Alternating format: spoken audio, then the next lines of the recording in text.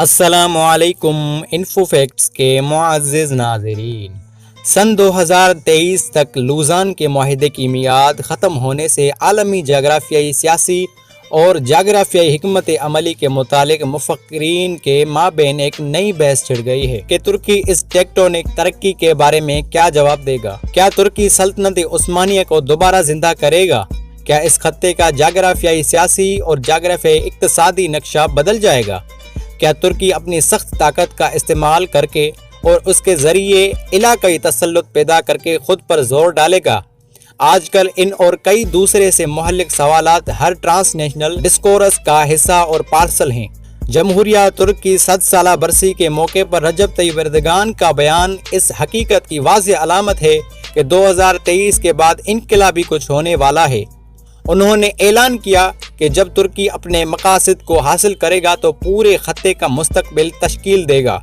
انہوں نے مزید کہا کہ ترکی نئی فتوحات اور کامیابیوں کی دہلیز پر ہے۔ مزید برآں اردگان کی یہ بھی رائے ہے کہ ترکی کے مخالفین نے اسے سن 1920 میں معاہدہ سیورس پر دستخط کرنے پر مجبور کیا اور 1923 میں لوزان کے معاہدے پر دستخط کرنے پر مجبور کیا، جس سے ملک ایجن میں جزائر چھوڑنے پر مجبور ہو گیا۔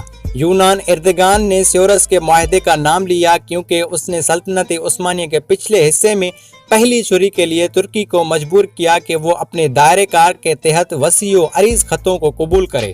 ترکی کو قبرص، لیبیا، مصر، سوڈان، عراق اور لیونت پر خود مختاری ترک کرنی پڑی، سوائے ان شہروں کے جو شام میں واقع تھے۔ سلطنت عثمانیہ کو بھی نومبر 1914 میں مصر اور سوڈان پر اپنے سیاسی اور مالی حقوق سے دستبردار ہونا پڑا۔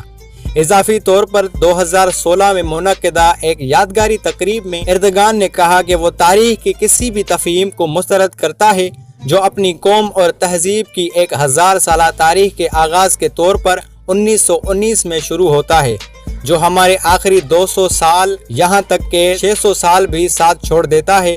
اس کے ساتھ انہوں نے کہا کہ فتوحات اور شکستیں اور پرانی ترکی کی تاریخ سے براہ راست جمہوریہ کی طرف چھلانگ لگانا ہماری قوم اور ریاست کا دشمن ہے۔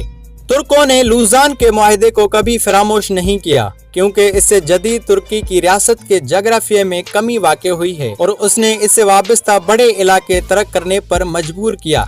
لوزان کے معاہدے سے قبل 1920 میں سیورس کا معاہدہ اختتام پذیر ہوا تھا، جس نے سلطنت عثمانیہ میں بیشتر غیر ترک قومیوں کو آزادی تھی۔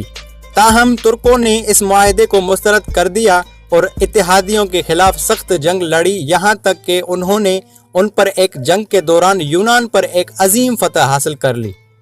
اس کے بعد لوزان دوم کانفرنس کی حکمت عملی کے نتیجے میں لوزان کے معاہدے پر دستخط ہوئے، جس کا بین الاقوامی امن معاہدہ 24 جولائی 1923 کو بیوریو پلس ہوٹل لوزان میں ہوا تھا۔ معاہدے کے دستخط کرنے والوں میں پہلی جنگ عظیم، خاص طور پر برطانیہ، فرانس اور اٹلی کی فتح یافتہ سلطنتیں اور سلطنت عثمانیہ شامل ہیں۔